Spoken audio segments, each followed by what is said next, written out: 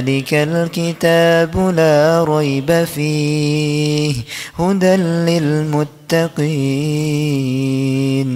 الذين يؤمنون بالغيب ويقيمون الصلاة ومما رزقناهم ينفقون والذين يؤمنون بما أنزل إليك وما أنزل من قبلك وبالآخرة هم يوقنون أولئك على هدى من ربهم وأولئك هم المفلحون. Silakan diisi depannya, Pak. Bismillahirrahmanirrahim. Assalamualaikum warahmatullahi wabarakatuh. Alhamdulillahi rabbil alamin. Alhamdulillahilladzi anzala sakinah fi qulubil mu'minin liyajdadu imanan ma'a imanihim. Allahumma salli ala Muhammadin wa ala alihi wa ashabihi ajma'in. Ya Allah, berkahi majlis ini. Catatkan siapapun yang hadir, yang menyimak, benar-benar menjadi hamba yang Engkau ridhoi, hamba yang Engkau jadikan ahli takwa, yang Engkau bersihkan hatinya. Engkaulah sebaik-baik yang kuasa membersihkan hati. Allahumma hdina li ahsanil akhlaq. Ya Allah, tunjukkan kepada kami akhlak yang mulia. La yahdi li ahsaniha illa anta. Tidak ada yang kuasa menunjuki kami akhlak yang mulia selain Engkau. Allahumma inna na'udzubika min munkaratil akhlak wal a'mal wal adwa wal ahwa. Ya Allah, kami berlindung kepadamu dari akhlak yang mungkar, dari amal yang buruk, dari penyakit, dari hawa nafsu yang menggelincirkan. Taqabbal minna ya karim, innaka antas sami'ul alim. Amin ya rabbal alamin. Harus minta, karena tidak ada yang bisa mengubah diri kita selain Allah. Berikut ini ada 3 amalan.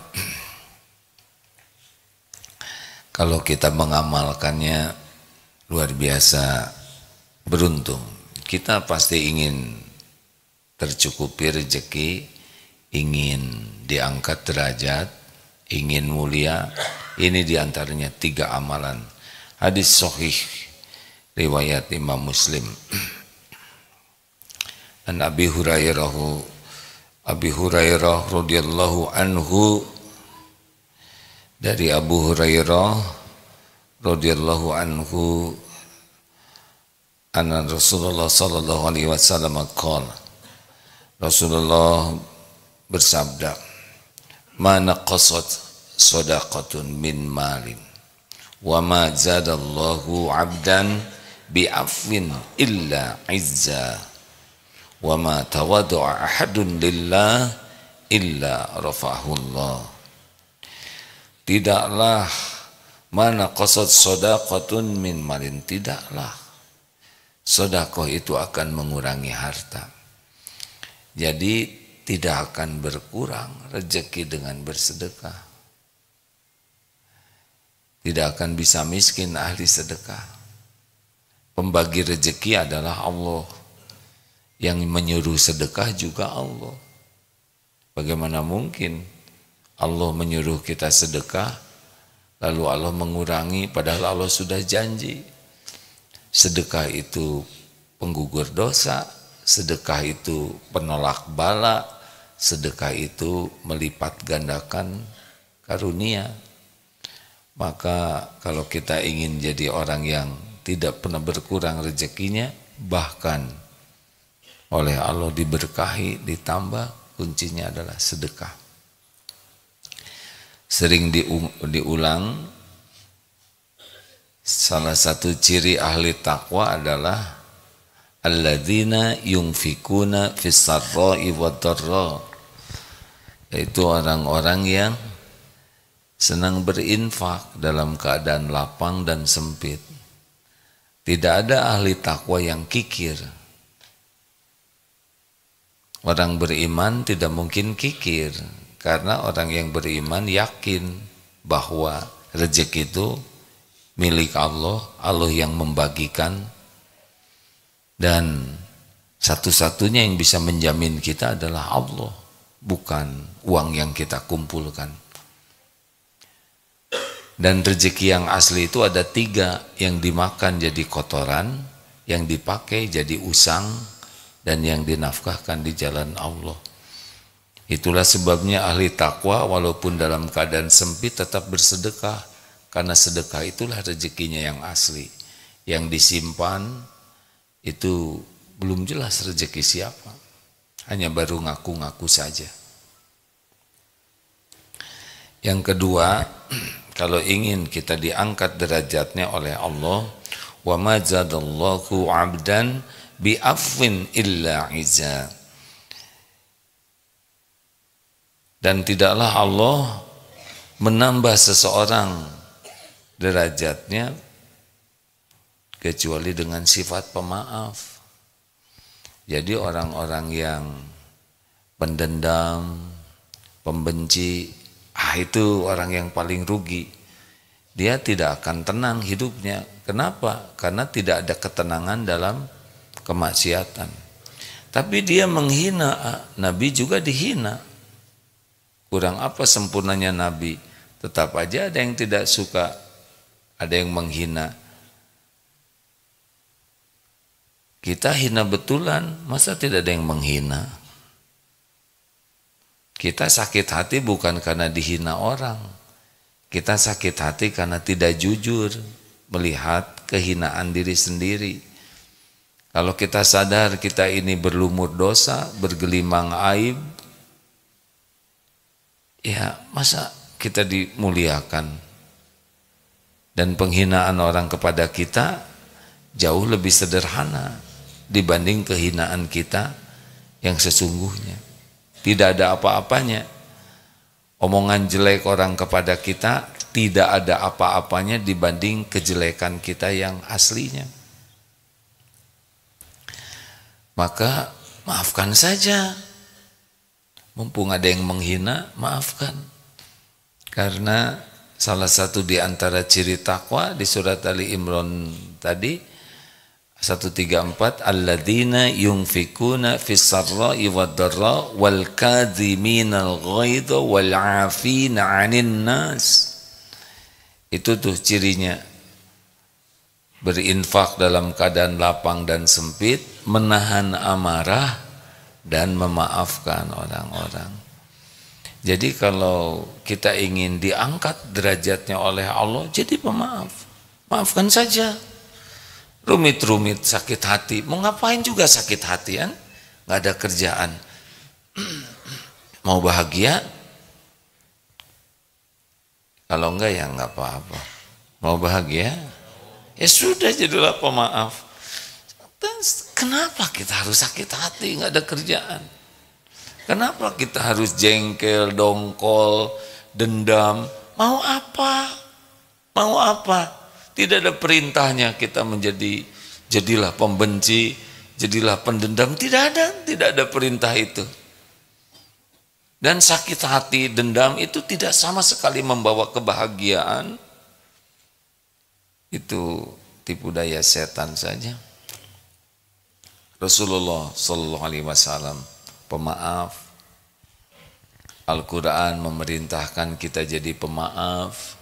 Ciri ahli sorga adalah pemaaf. Ciri orang bertakwa adalah pemaaf. Hadis tadi sudah jelas sekali bahwa tidaklah Allah menambah kepada seorang hamba yang pemaaf kecuali Allah angkat derajatnya. Maafkan. Sekarang apa untungnya kita dendam, kita memelihara sakit hati? Apa untungnya? Apa coba manfaatnya? Sakit hati jadi bahagia tidak? Tidak. Kita sakit hati bukan karena perkataan orang, karena kita menyakiti diri kita sendiri. Siapa yang nyuruh sakit hati kan? Tapi omongan itu nggak enak. Omongan itu cuman getaran udara merambat ke telinga. Puji, caci, ember jatuh sama. Iya kan? Coba sekarang nyebut ke saya monyet. Jadi monyet enggak saya? Enggak. Kenapa sakit hati disebut monyet? Ayo. Karena merasa mirip. Ini serius. Coba orang yang gemuk. Sebut, hei kurus, enggak ngepek. Coba yang gemuk, endut, kamu jangan sembarang ngomong, berarti mirip. Sekarang yang kurus, gendut, paling dia ketawa, pasti rabun, begitu. Tapi krempeng bisa tersinggung karena mirip. Coba kalau kulit kita hitam, putih, disangka nggak bisa buta warna ya. Black magic katanya. Makanya yang tersinggung disebut monyet itu karena menjiwai teori Darwin. Biasa aja. Bodoh kamu. Disebut bodoh tersinggung jangan. Coba acungkan tangan yang pintar di sini. Tuh nggak ada yang ngacung. Berarti bodoh ya. Kenapa disebut bodoh tersinggung? Karena kita pengen disebut pintar. Padahal kita aslinya bodoh. Sudahlah hadirin. Jangan ribet dengan omongan orang.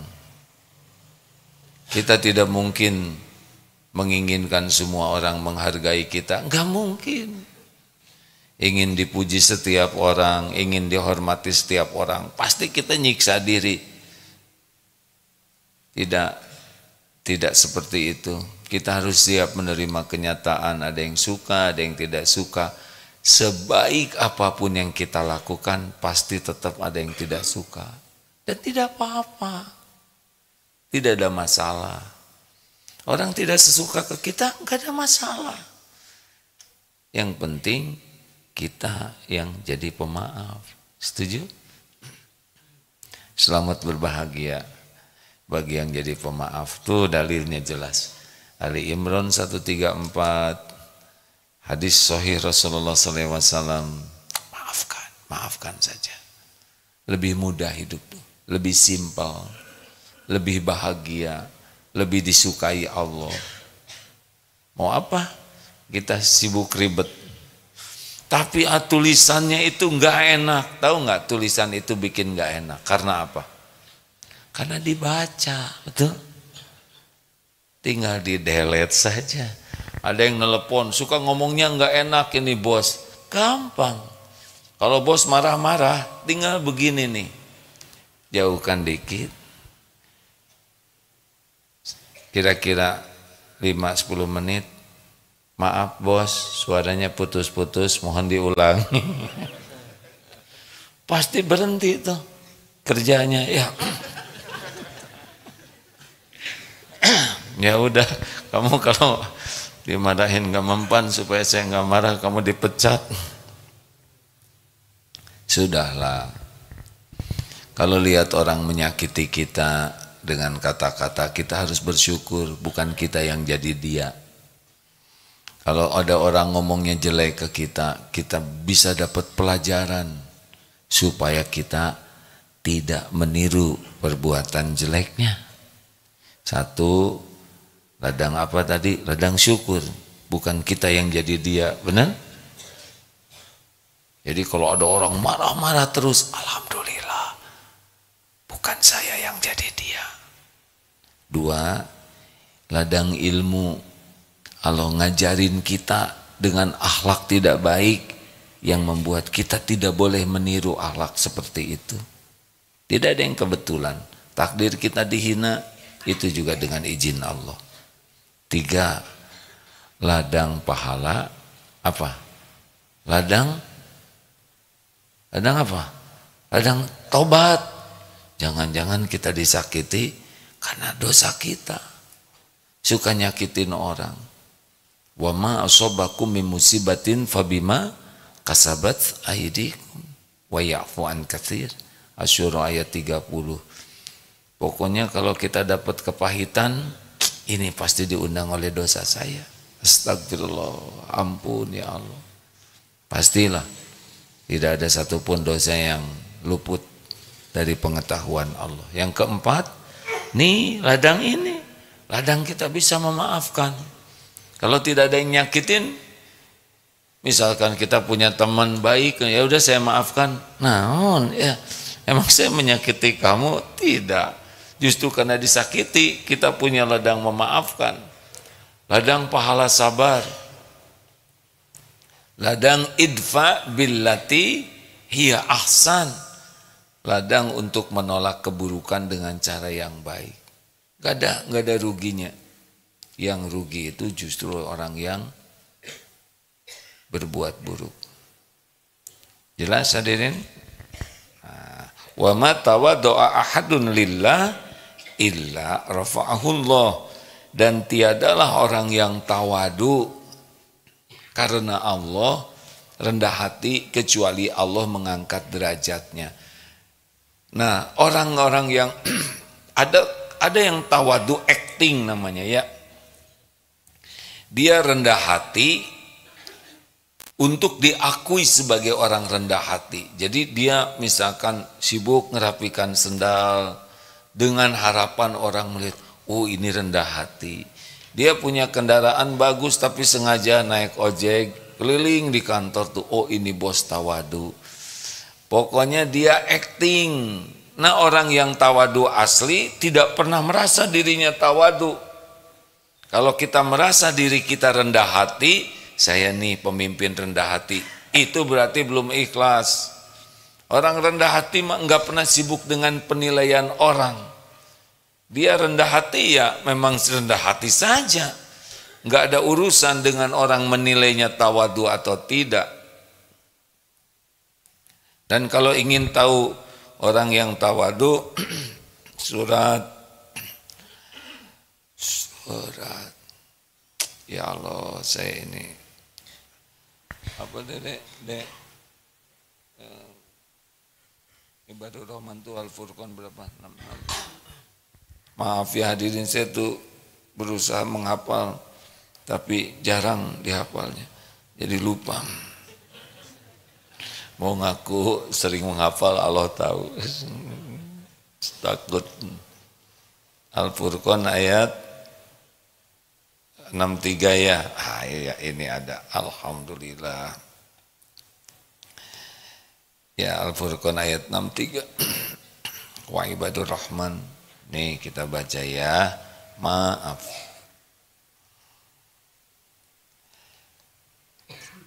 Saudara jangan cuma dengar ya, ikut lihat, ikut baca, ikut menghafal supaya kita suka mengandalkan orang lain. A'udzubillahi minasyaitonirrajim. Wa ibadur rahmanil ladzina yamshuna 'alal ardi hauna wa idza khatabahumul jahiluna qalu salaman.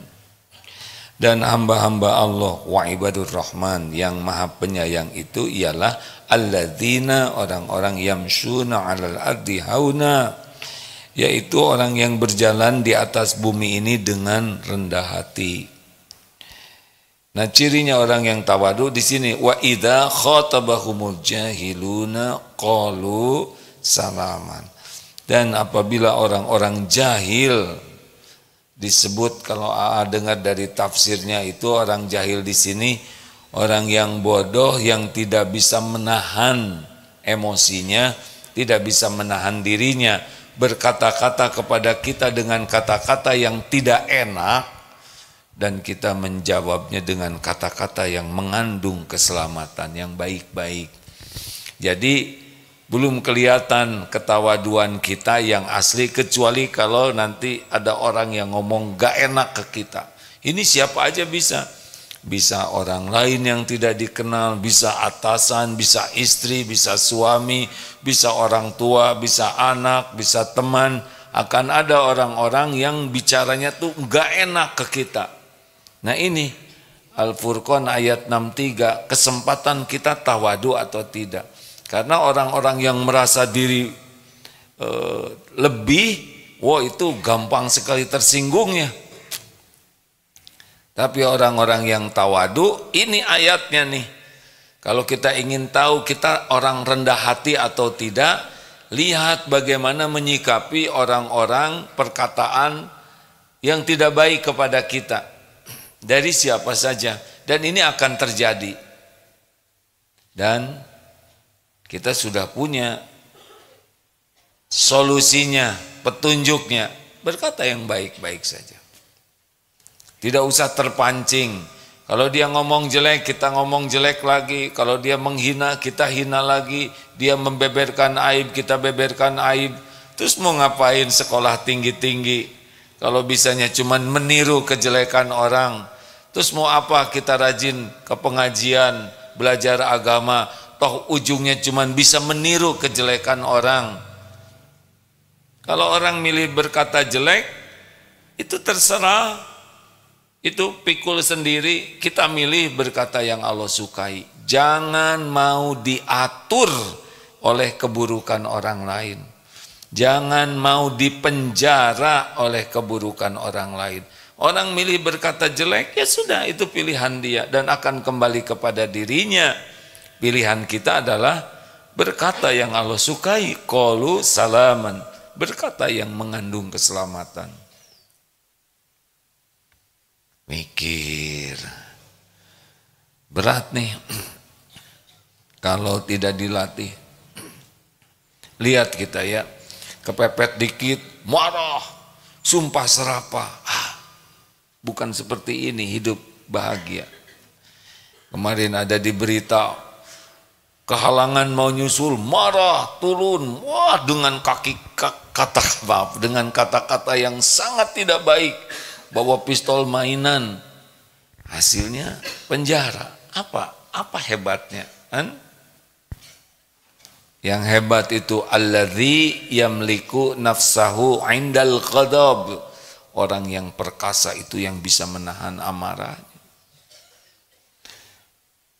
Jangan suka mudah jengkel.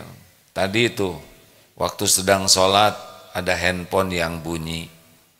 Langsung lagi sholat tuh, handphone siapa tuh? Dia sendiri nggak berani nyari karena takut batal sholatnya. Tahu-tahu handphonenya bunyi terus. Waduh, kurang ajar, gak dimatiin dan gak tahu itu handphone siapa. Jadi marah ke siapa juga nggak jelas. Sudahlah, kalau sedang sholat handphone bunyi, ini qadarullah, ujian bagi kita. Tetap berusaha fokus kepada Allah. Ada bunyi begitu, jangan fokus ke bunyi, terus nyari siapa yang punya HP-nya, tapi dia nggak berani lihat karena takut batal. Terus dia ngarang, awas loh kalau udah, terus saja dendam kesumat. Padahal tidak ada yang niat HP-nya bunyi. Udahlah, nggak apa-apa, jadi pelajaran. Yang punya HP dengan HP-nya bunyi saja sudah menderita luar biasa. Mau dibunuh HP-nya, nggak mati-mati, ya didudukin ternyata getar lagi. Ada kan beberapa HP yang kebal itu ya, terutama yang pinjem, tidak tahu cara matiinnya. Aduh, saya bisa membayangkan itu ketika sholat dan HP-nya bunyi, pasti menderita sekali. Takut dikepung oleh jamaah, takut disalahkan. Aduh, itu membayangkan. Udah gitu kita juga tidak bisa menyelesaikan apa-apa. Lebih baik husnuzon, bahwa ini ujian dari Allah. Husnuzon, bahwa yang punya HP tidak ada niat buruk, bahwa yang punya HP juga sudah menderita dengan bunyi itu, ya sudah. Penting jadi pelajaran bagi kita. Pas ada di sebelah kita, jangan diinjek kakinya, tenang. Astagfirullahaladzim. Tidak semua orang pandai menjaga hatinya. Sudahlah, selesaikan masalah. Pas saya minta maaf, ya udah nggak apa-apa, selesai. Nggak usah dendam, sakit hati, tidak ada. Enak begitu hadirin? Enak hidup begitu kan? Mau ngapain hidup sebentar pakai ribet? Semuanya sudah ada. Mau mulia jadi pemaaf, mau diangkat derajat oleh Allah, jadilah orang tawadu. Udah, jangan nuntut hak kita ke orang lain, hak untuk membalas, biarlah Allah tuh yang ngatur. Ya, tugas kita apa yang Allah suruh maafkan, maafkan, selesai. Maafkannya itu sebelum orang minta maaf. Jangan nunggu minta maaf, nanti dia nggak minta maaf, sakit hati terus. Mau apa? Kita belum tentu panjang umur. Ini ada grup mana ibu, pengajian dari mana? Oh, Salatiga. Terima kasih. Jadi beda dengan yang kemarin ini ya. Kapan datangnya Mas? 3:30. Masya Allah. Berapa lama dari Salatiga ke sini? 6 jam. Berarti berangkatnya jam 9 malam, tidur di jalan. Bagus ya. Karena kalau tidak tidur di jalan berarti di sini sekarang. Benar, tidur di bus ya. Kalau di jalan bahaya ya, kelindes. Atau emang di jalan masa bergelimpangan Pak? Tapi nggak apa-apa, terserah Bapak aja ya. Tidurnya di dalam bus atau di atas bus Pak? Jadi ribet. Bu, mana Salatiga? Boleh acungkan tangan? Oh, alhamdulillah. Bu, jawab. Bu, Mbak, Mbok, ya. Kalau ibu melakukan kesalahan, yang udah tahu diam ya. Kalau ibu melakukan kesalahan, maunya dimarah oleh suami, atau diacuhkan, atau dinasehati dengan lemah lembut, Bu. Yang jelas, Bu, Salatiga yang jelas ya, jangan suka enggak jelas. Mau dimarah tidak? Jawab, mau dimarah tidak? Diacuhkan mau tidak? Jadi ibu kalau bikin salah maunya dinasehati tapi dengan lemah lembut, begitu? Jangan pakai emosi gitu. Dinasehatinya mau di depan anak-anak, di depan tetangga atau secara pribadi. Kenapa enggak mau di depan orang? Malu. Tuh dengerin Pak ya. Jangan nasehati di depan orang lain. Itu tidak merasa dinasehati tapi merasa dipermalukan. Jadi gitu ya Bu, Bapak silakan nasihati tapi secara pribadi diam-diam. Begitu Bu? Alhamdulillah. Udah gitu mau diungkit-ungkit tidak kesalahan-kesalahan yang lalu? Jadi nggak usah ngerembet kemana-mana gitu. Fokus aja ke kesalahan yang ini. Benar Bu? Dengerin Pak. Jangan suka ngerembet. Yang udah, yang lalu-lalu udah kan dulu udah marah. Yang ini aja fokus gitu ya Bu ya. Jangan suka ngungkit-ngungkit. Begitu Bu? Yang jelas Bu? Udah gitu ibu mau dimaafkan tidak? Mau dimaafkan. Dimaafkannya sesudah minta maaf atau sebelum minta maaf? Super pisan hadirin. Jadi gitu permintaan. Permintaan ibu-ibu tuh. Kalau ibu salah, jangan dimarah dan jangan juga dicuekin, tapi nasihati dengan lemah lembut di tempat yang sembunyi, tidak diketahui orang, dan fokus yang ini aja, jangan ngerembet kemana-mana, pakai diungkit-ungkit, enggak boleh. Fokus ini, bahkan itu juga diperkecil, ya gitu ya Bu ya. Udah gitu nggak usah rewel, Bapak langsung maafkan istri sebelum istri minta maaf. Begitu Bu?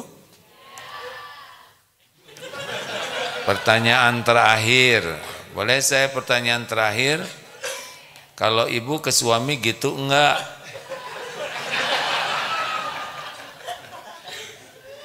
Ini dia Bu, nasib ibu kurang bagus. Harusnya ibu yang begitu ke suami ya. Ibu kalau lagi ngadat jangan merembet ya. Jangan diungkit-ungkit waktu suami masih SD kejauhan.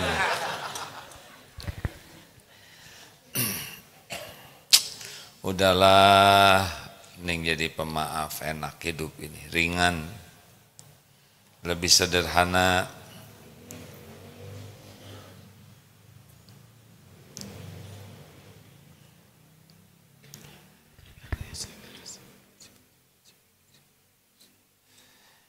Ya kalau banyak cucu, ini mohon didoakan nih, salah satu cucu panasnya 40,3 sekarang.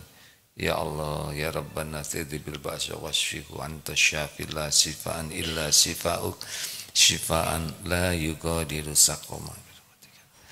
Ya Allah, berikan kesembuhan cucu kami ini ya Karim, hanya Engkau yang maha menyembuhkan. Alhamdulillah ya Allah, terima kasih. Alhamdulillah dititipi cucu 17. Ya mudah-mudahan sehat semua ya. Tapi giliran musim flu teh ya laporan tiap anak ini lagi ini sakit ini. Jadi banyak doa. Masya Allah. Tidak ada yang kebetulan, semuanya izin Allah. Terima kasih hadirin.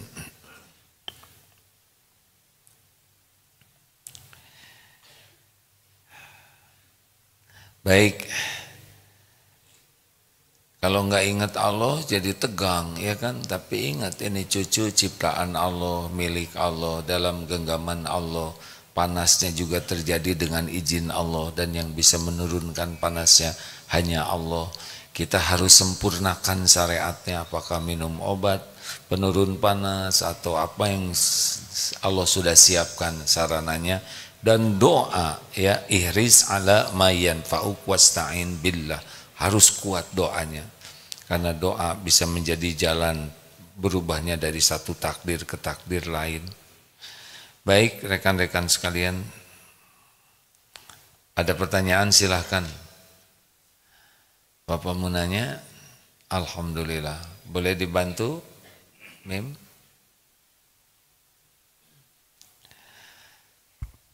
Bagaimana hadirin rasanya? Mendengarnya saja jadi pemaaf sudah enak.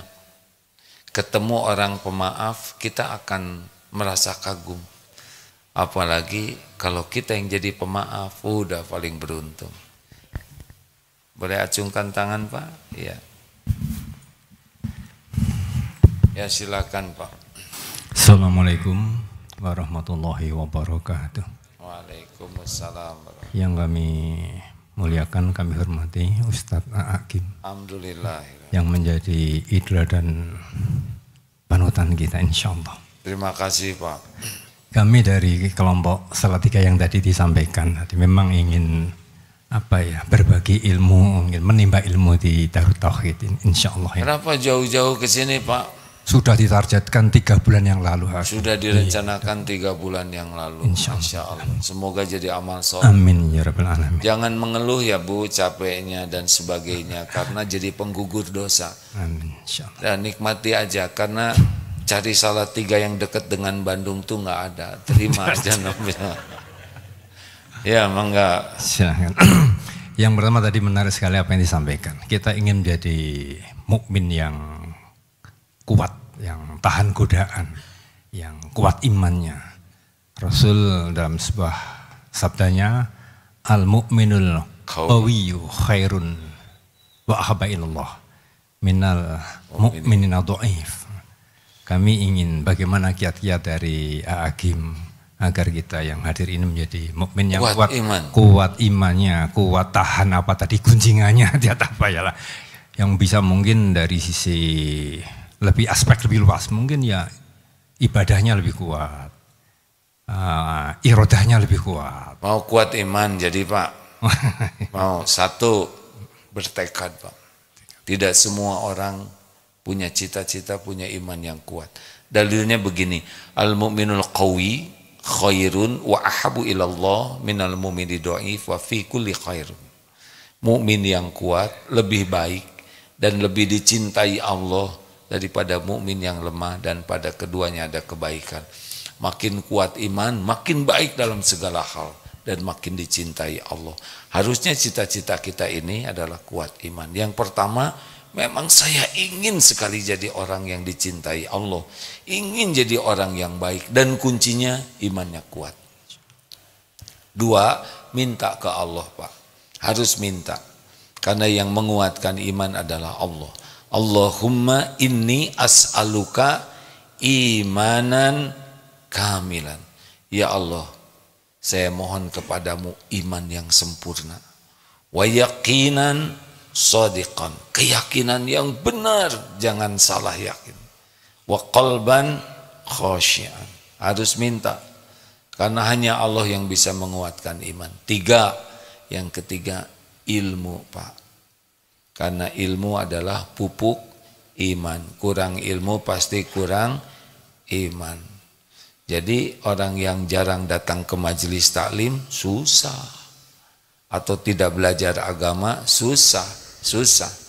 Kalau orang tidak belajar agama, dia Tuhannya selain Allah. Menuhankan harta, gelar, pangkat, jabatan, penampilan, popularitas, nafsu. Wah, berat. Ini dengar ceramah ini merasa imannya meningkat enggak, Pak? Pak, meningkat enggak? Nah, begitulah. Kayak charger. Makanya yang keempat adalah amalkan ilmunya, itu nguatin iman, Pak. Ada orang yang senang ke majelis taklim tapi mengamalkannya kurang semangat. Jadi ilusi ilmu, merasa sudah beramal dengan tahu, beda. Nah, Allah yang menakdirkan kita dapat ilmu, Allah melihat diamalkan tidak. Kalau kita mengamalkan ilmu, iman menguat. Ini kan takdir kita dapat ilmu ini dengan izin Allah nih. Yang rezekinya kurang bagus, tidur nih pada waktu dengerin ceramah, ya.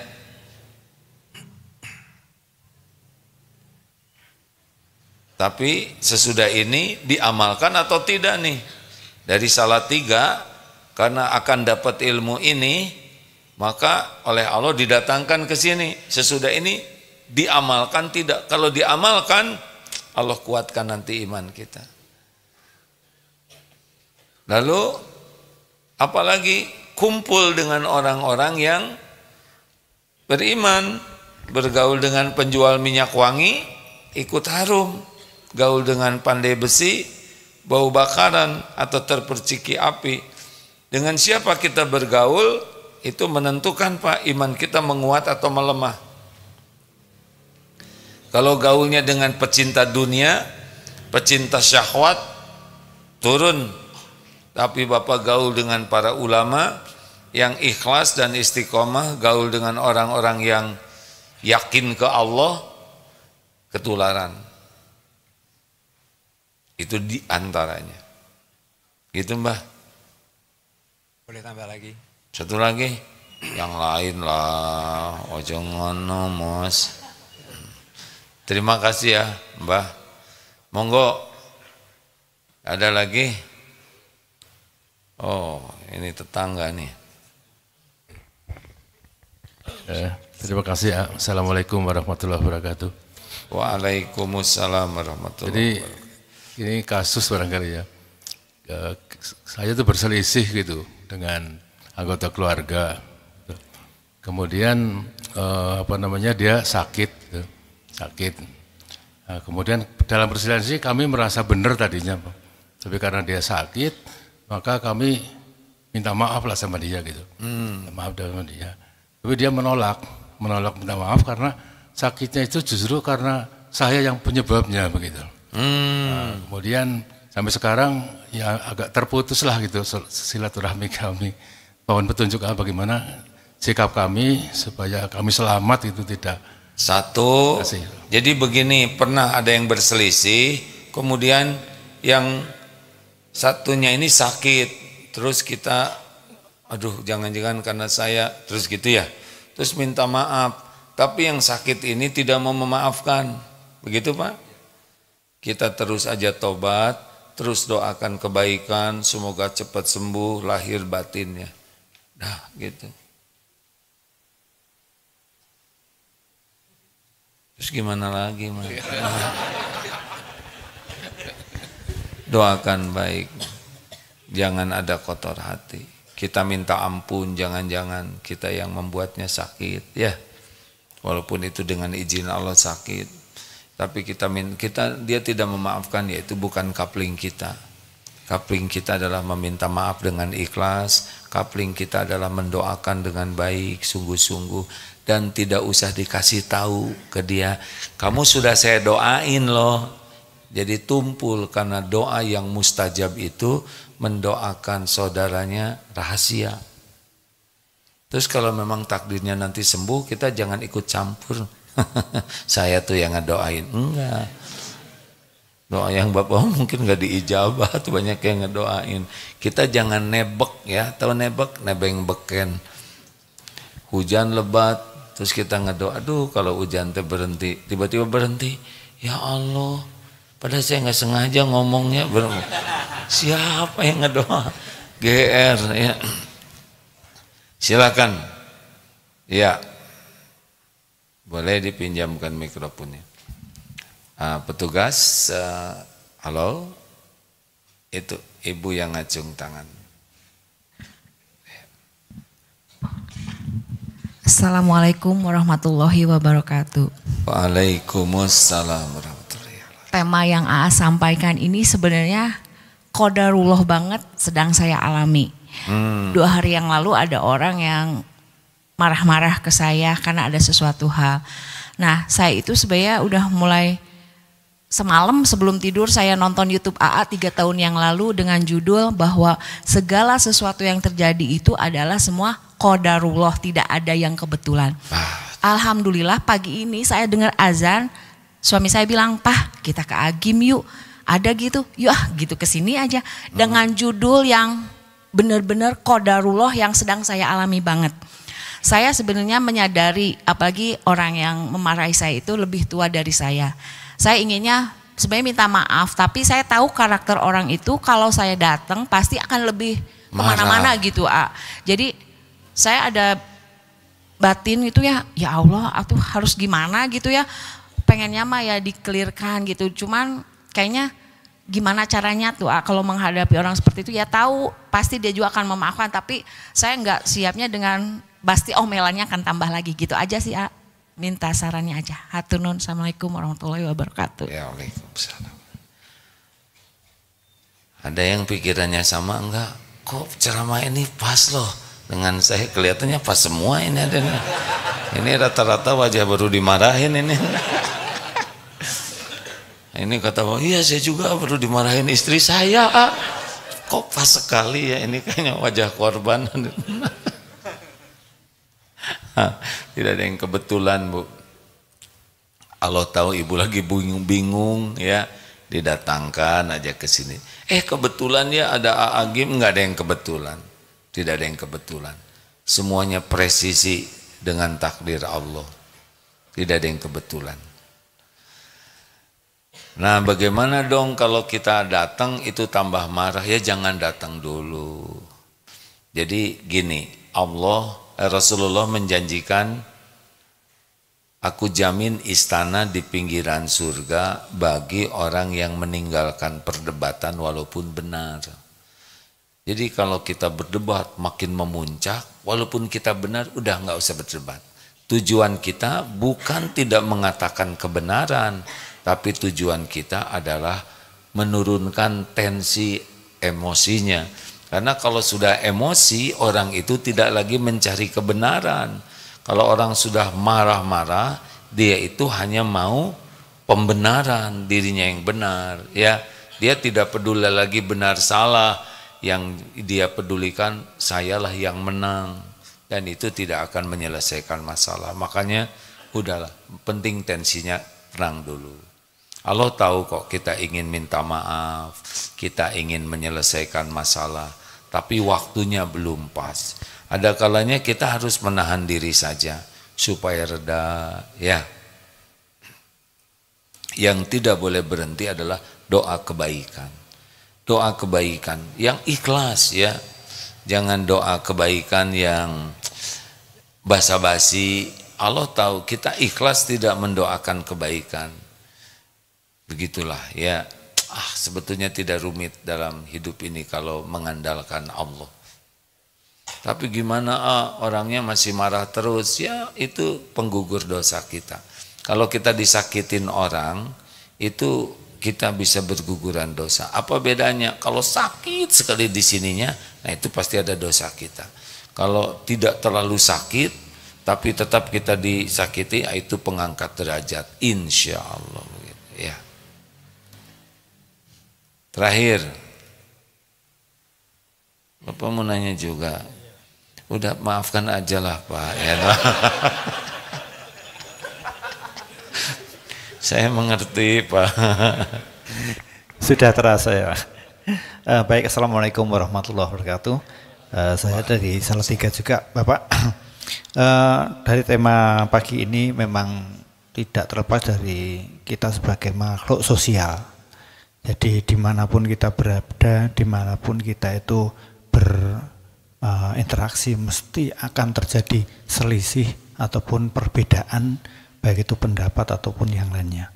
Nah, kalau kita kemudian mengucilkan diri, kita kan berusaha untuk menjadi tawaduk tadi, tapi kita jadi kemudian tidak kembali ke makhluk sosial lagi. Nah, kami masih dalam taraf belajar kiat-kiat yang bisa untuk merendahkan, kemudian untuk mengurangi potensi-potensi perselisihan itu seperti apa? Terima kasih. Terima kasih Pak. Pertanyaan yang sangat baik. Jadi begini, yang pertama kita harus ukur dulu diri kita seperti apa. Ini saya kalau ketemu banyak orang, efeknya apa? Saya jadi lebih baik atau lebih buruk? Seperti orang yang belum sehat, banyak aktivitas, ternyata kita jadi drop lagi. Berarti yang harus kita lakukan adalah bed rest. Kita bed restnya bukan di pasar ya, karena jadi stres. Kita bed rest, bahkan ada yang harus diisolasi Pak. Kalau sakitnya parah, kalau kita keluar kita tertular atau kita menularkan, diisolasi. Bukankah kemarin begitu zaman COVID ya? Beberapa mantan COVIDers sekarang sudah bergaul normal, saya kan alumni ya. Tapi waktu sakit gak boleh, harus diisolasi. Kenapa?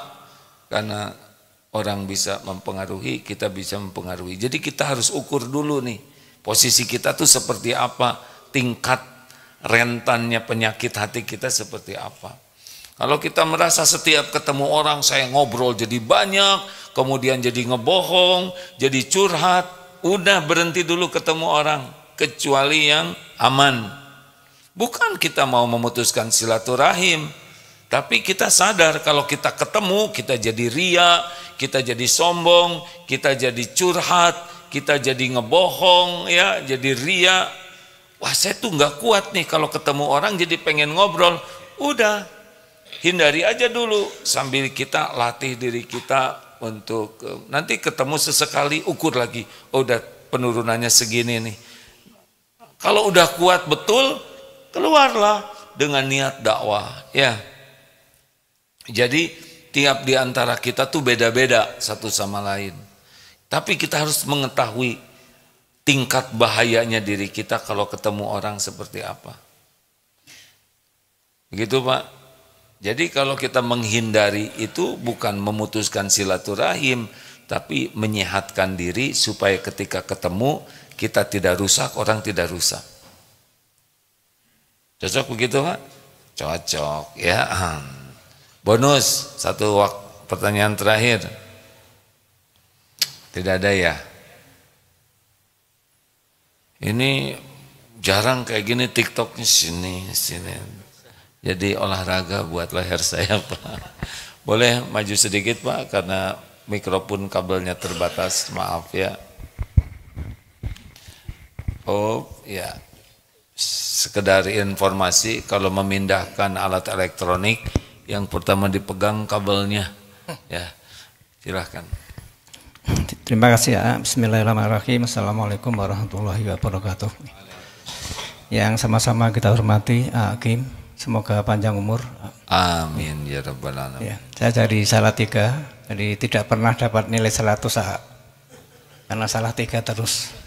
Oh, ya sing ridho Pak ya, nggak apa-apa, yang penting soleh. Salatiga. Menarik itu Pak, kajian pagi ini dan menjadi pencerahan kita bersama ya. Cuma kalau temanya mari kita menjadi orang pemaaf itu ya, mungkin kalau itu ditarik ke tingkat nasional akan lebih baik Kak. Mungkin punya catatan khusus, punya kiat-kiat khusus bagaimana mengsikapi agar bangsa ini menjadi bangsa yang pemaaf itu. Oh begini Pak, agar bangsa ini jadi bangsa pemaaf itu rumusnya 3M. Mulai dari diri sendiri, mulai dari hal yang kecil, mulai saat ini. Jadi bangsa ini akan jadi bagus kalau Bapak jadi pemaaf. Mulai dari sekecil apapun Bapak maafkan, dan mulai sekarang. Dan tiap orang yang menyimak 3M. Mulai dari diri sendiri, mulai dari hal yang kecil, dan mulai saat ini. Yang paling berat dalam hidup ini menuntut orang lain berubah. Aslinya tuntut diri berubah, bantu yang lain berubah. Dah gitu. Saya mah pusing mikirin bangsa segede ini, Pak. 270 juta ya. Sedang diri aja, belum tentu jadi pemaaf. Ya memang kita ini kan keresahan bersama, tapi barangkali dari yang kecil ini barangkali bisa menjadi iya Pak, sel-sel ya. gitu. Pokoknya mah kalau bangsa ini ingin bagus, Bapak harus bagus duluan. Udah aja itu jawabannya Pak. Gimana lagi, masa saya nyuruh presiden? Udahlah, pokoknya mah rumusnya sederhana. Tuntut diri berubah, bantu yang lain berubah. Bukan menuntut orang lain yang berubah. Bukan menuntut anak berubah, tuntut diri berubah, bantu anak berubah. Bapak jangan menuntut istri berubah, tuntut diri berubah, bantu istri berubah. Kita ke orang lain itu membantu posisinya, bukan menuntut. Kalau menuntut apa hak kita ya? Bantu. Terima kasih hadirin sekalian, jam 6 pas. Terima kasih yang menyimak di semua media sosial dan TV, MQTV, radio MQFM. Kalau toh dirasa ada manfaatnya, boleh juga diajak yang lain menyimak. Bukan saya pengen terkenal ya, enggak lah. Tapi kalau orang lain ikut mendapat manfaat, mungkin yang mengajak akan dapat pahalanya juga. Wallahu a'lam, asal ikhlas. Kita akhiri dengan doa akhir majlis. Subhanakallahumma bihamdik, asyhadu alla ilaha illa anta, astagfiruka wa atubu ilaik. Alhamdulillah. Assalamualaikum warahmatullahi wabarakatuh. Kula ngaturaken matur suwun sanget nggih ya. Sakmenika kula durung saged basa Jawa yo. Maafin.